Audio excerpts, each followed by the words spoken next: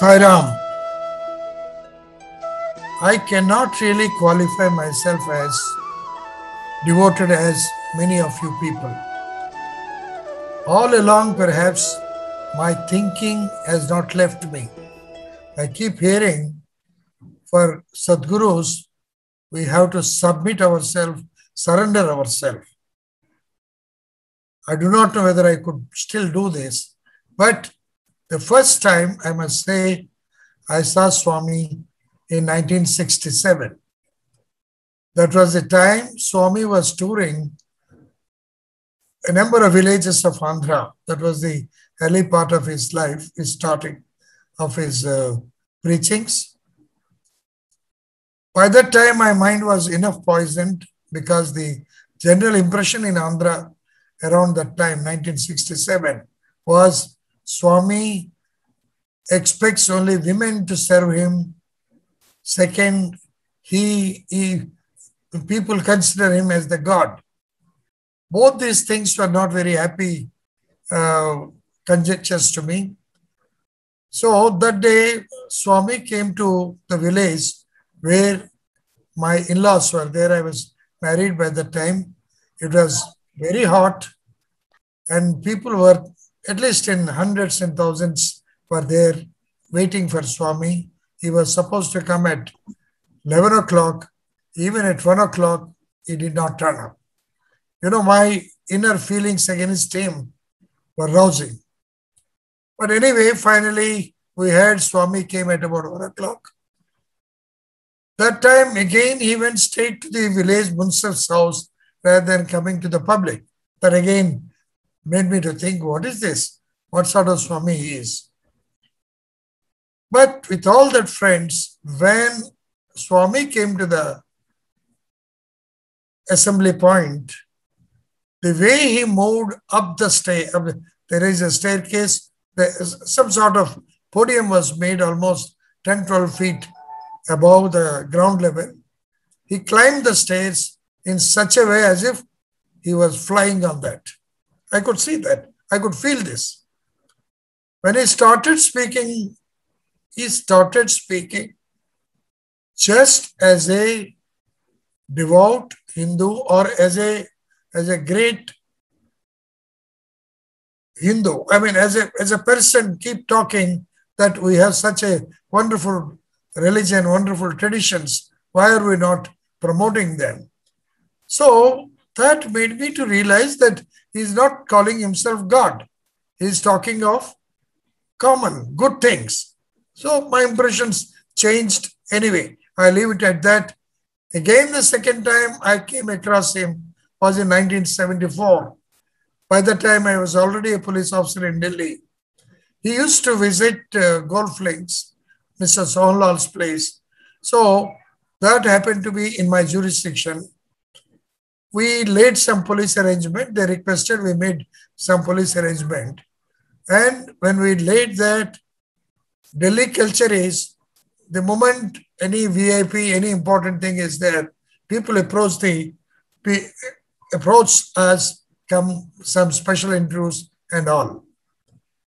I couldn't get people, organizers were telling, no, Swami will listen to, will on his own way, he will invite. So what all I did, I withdrew the police arrangement out of, that's perhaps my only thing I could do as a policeman.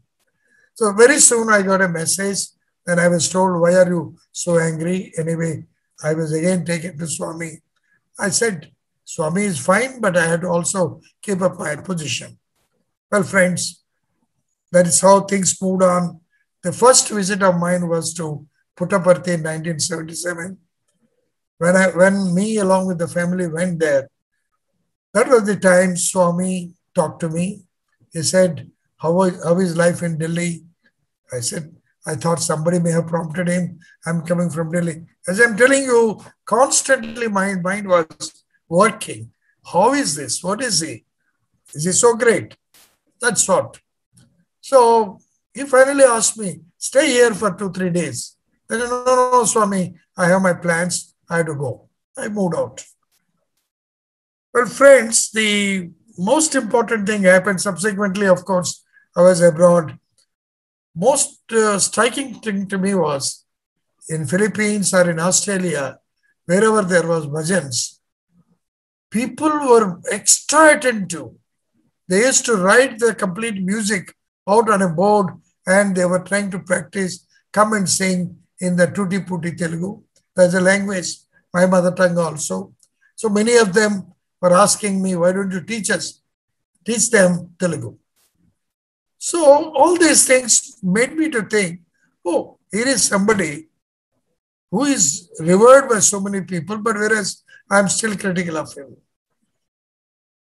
Well, the one solid example I don't like, I think I have limited time. It was 1991. 90, we lost our only son in an accident. And 91, well, I have great faith in God Almighty. So I said, let us all go around all the temples. So we started from Simhachalam, Vijayawada, then Tirupati, then Kanchikamachi, Rameshwaram, then a couple of temples in Kerala and Tirupati, I think I mentioned. The last halt we had was at Whitefield. That time, Swami was at Whitefield. I told the organizer, see, I lost my son. I would like to have a meeting with Swami. I want to ask him. I want to have his blessings. Then they said, sorry, we can't do that. Maximum what we can do is we can put you in the front line. When Swami is moving in front of you, there is a stage. Maybe he may invite you. So I was sitting. On my left was a Sardar gentleman, and I was crying. I was crying and crying as Swami was coming in front of me. I was waiting when Swami moves in front of me. One step prior to me, that Sardarji was holding his feet and he was not leaving them. I was thinking the moment he leaves, I will touch his feet. After a while, Swami just walked in front of me. So I took his permission and I caught hold of feet and I was crying. I was hoping that he will talk to me, he will tell something to me. That he didn't do. He was talking to some people who were 2-3 rows behind me. They were saying something, he was saying something to them. And I was wondering why.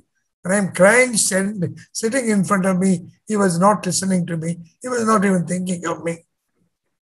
While he was talking to those people, at one point, he almost, when he was bending, perhaps he was falling, he put his hand on my shoulder and took rest and started talking to them.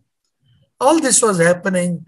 While, of course, I had his Pada Darshan, Pada Namaskar, and he moved out. And I was crying and crying.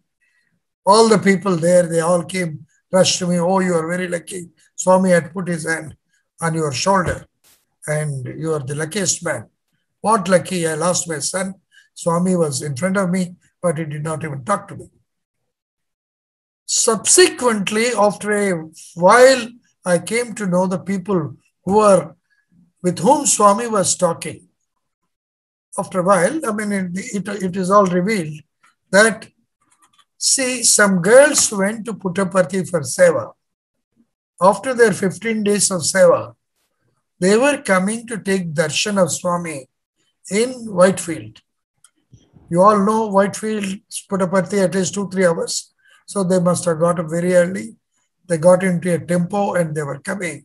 On the way, the tempo driver jogged off and there was an accident. 2 of those girls were killed in the accident.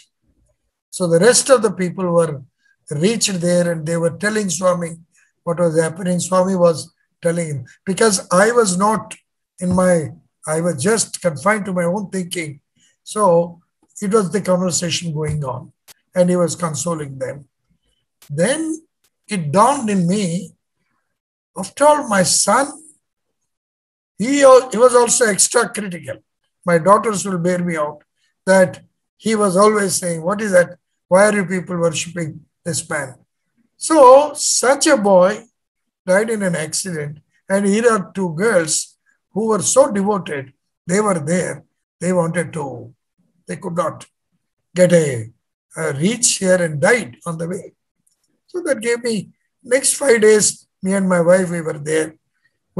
He did not give us any interview, but we got the utmost satisfaction that he was looking at us as if he was talking to us. Of course, we left the place with some consolation. As I say, that was our last halt of our pilgrimage. We came back after years after, of course, 2 years, 2, 3 years later, Swami gave us interview once, twice. He even presented me with a ring. My daughters keep telling this is the Swami's visiting card. Swami gave us, I think, 10 minutes time. And that was the time my wife was having knee problem. He blessed. And he said two things. Ista kamyarda siddhirastu. He had put his hand on my wife's head and said, Ista kamyarda siddhirastu. Dirgha sumangali bhava. Well, at least the Ista kamyarda siddhirastu, I keep saying, anything she wishes, anything she wants, it just happens. That is Swami's, I think, the blessing which I keep saying day in and day out. And very strange things happen. She just wanted something out of the blue. It comes to her. So that is Swami. Yes. Well, friends, this is even now I keep thinking of Swami. There are so many occasions, so many more official, unofficial interactions with Swami.